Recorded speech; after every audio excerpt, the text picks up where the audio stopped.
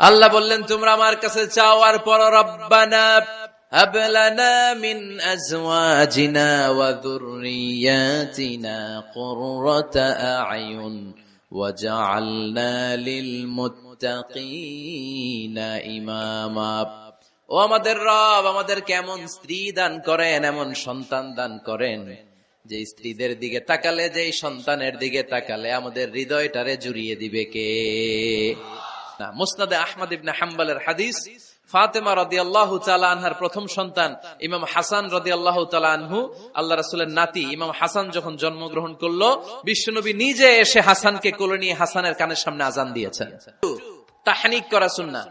তাহনিক হচ্ছে খেজুর, কোন আলেম খেজুর একটু চিবিয়ে ওই চিবানো খেজুরটা বাচ্চার ঠোঁটের মধ্যে লাগাই দিবে।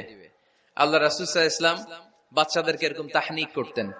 যদি খেজুর পাওয়া না যায়, একটু মধু নিয়ে মুখের মধ্যে লাগাই দিবেন। আধুনিক মেডিকেল সায়েন্স এটাকে খুবই স্বাস্থ্যসম্মত বলেছে, হেলদি। কারণ বাচ্চা যখন দুনিয়াতে আসে তার নিউট্রিশন চ্যানেলটা মানুষ কেটে দেয়। তার নিউট্রিশন চ্যানেল হচ্ছে তার নাভির সাথে তার মায়ের জরায়ুর একটা কানেকশন। তার মায়ের জরায়ু থেকে সে এনার্জি পেত, নিউট্রিশন পেত। মানুষ যখন এটা কেটে দেয় তখন তার নিউট্রিশন সাপ্লাই বন্ধ হয়ে যায়, কিন্তু তার এনার্জি খরচ করার প্রবণতা বেড়ে যায়। সে এসে ওয়া ওয়া চিৎকার করে, চিৎকার মারতে তার এনার্জি লাগে। সে হাত পা ছোটাছুটি করে, তার এনার্জি লাগে, কিন্তু এনার্জি নাই। এনার্জি লাইন আমরা কেটে দিছি। তাই ইনস্ট্যান্ট এনার্জি সাপ্লাইয়ের জন্য বিশ্বনবী বলেছেন তাহনিক করে মুখে মিষ্টি ঢুকায় দাও। সুবহানাল্লাহ পড়বেন না?